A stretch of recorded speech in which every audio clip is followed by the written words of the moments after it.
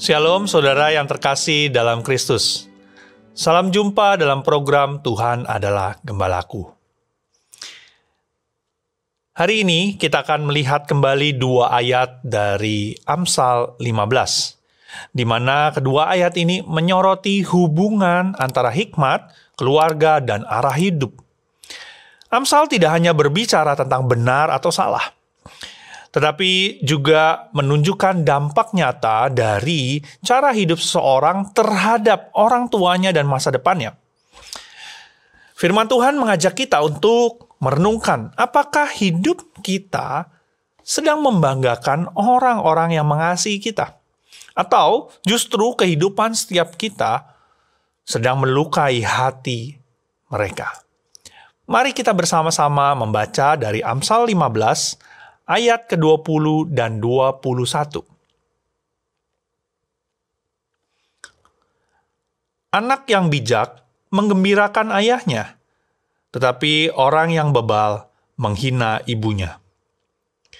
Kebodohan adalah kesukaan bagi yang tidak berakal budi, tetapi orang yang pandai berjalan lurus.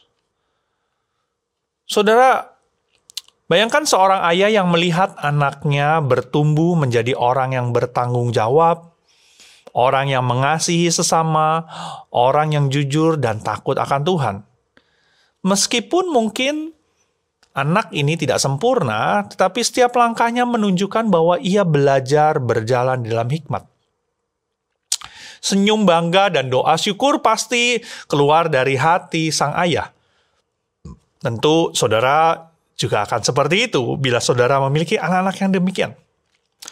Sekarang bayangkan sebaliknya.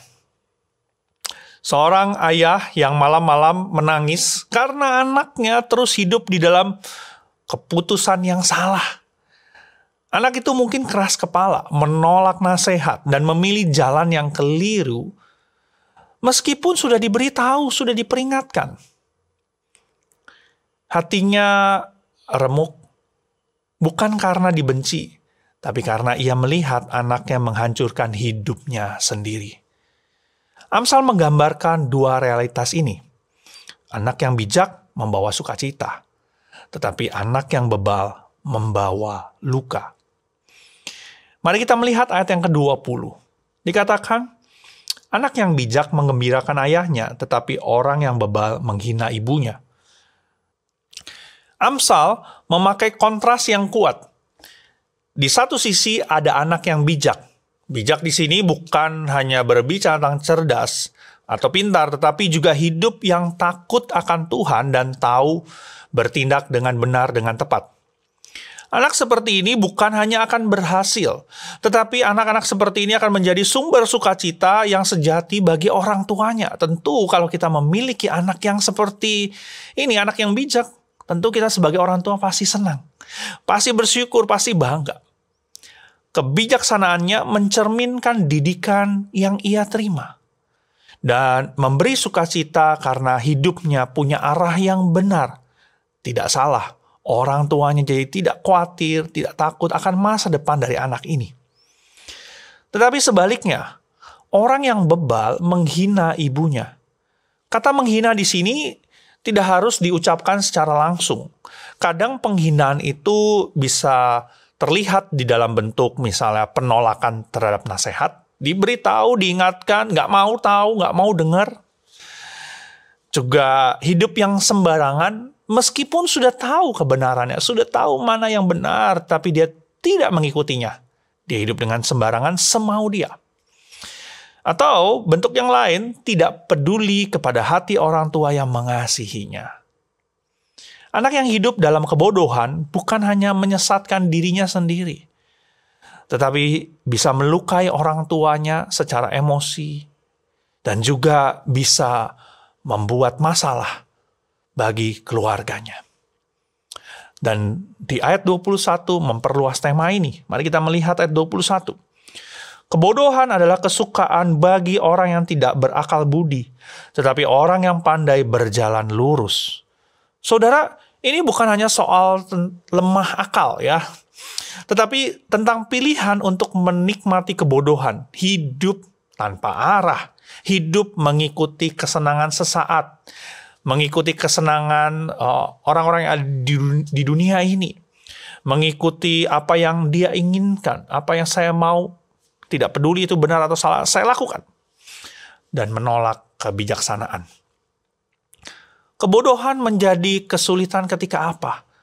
Ketika hati kita yang tidak takut akan Tuhan, ketika kesenangan yang hanya sementara lebih diutamakan daripada ketaatan untuk jangka panjang.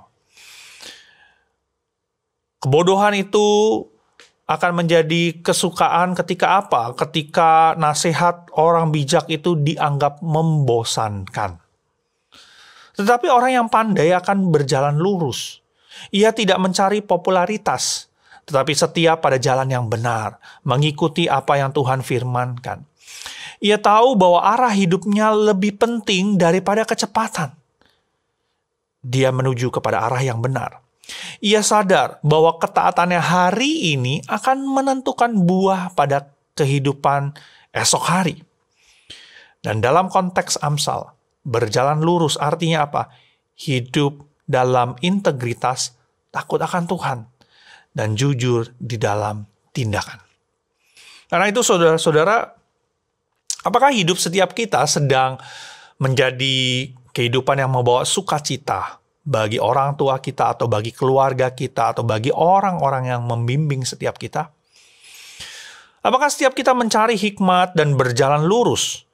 Ataukah kita sekedar mengikuti apa yang terasa enak, atau mengikuti apa yang menjadi tren saat ini? Walaupun itu tidak sesuai dengan firman Tuhan. Apakah setiap kita masih bisa ditegur dan diarahkan? Atau kita sudah merasa orang yang paling tahu dan paling benar? Mari kita meminta kepada Tuhan hati yang lembut, agar hidup kita menyukakan hatinya dan membawa sukacita bagi sesama kita, bagi keluarga kita, bagi orang-orang yang mengasihi kita. Saudara, Amsal mengingatkan bahwa hikmat bukan hanya membawa manfaat untuk pribadi kita, tetapi akan berdampak bagi orang tua kita, keluarga kita, dan komunitas kita. Biarlah hidup kita bukan hanya sekedar benar di mata Tuhan, tetapi juga menjadi berkat nyata bagi orang-orang yang membimbing kita, membesarkan setiap kita.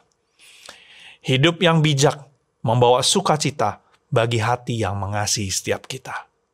Mari kita bersatu dalam doa. Ya Bapa, tolonglah setiap kami, biarlah setiap kami bukan menjadi orang-orang yang bebal, bukan menjadi orang-orang yang hanya memikirkan kesenangan kami, hanya memikirkan kesenangan yang sementara, dan kami tidak peduli dengan orang lain, kami tidak peduli dengan orang-orang yang mengasihi kami. Tuhan, kalau ada di antara kami yang seperti itu, ampunilah kami. Kalau mungkin selama ini tanpa sadar kami seperti itu, ampunilah kami Tuhan. Tapi biarlah setiap kami boleh menjadi orang-orang yang bijaksana, yang takut akan Engkau. Dan hidup kami boleh memuliakan Engkau, membahagiakan Engkau, membahagiakan keluarga kami, membahagiakan orang-orang yang ada di sekitar kami. Biar kami boleh hidup dengan benar, hidup kami boleh lurus sesuai dengan firman-Mu. Tolonglah kami Tuhan untuk bisa melakukannya. Kami mau menyerahkan setiap diri kami dan hidup kami sepenuhnya ke dalam tangan-Mu. Di dalam nama Tuhan kami, Tuhan Yesus, kami berdoa. Amin. Tuhan Yesus memberkati.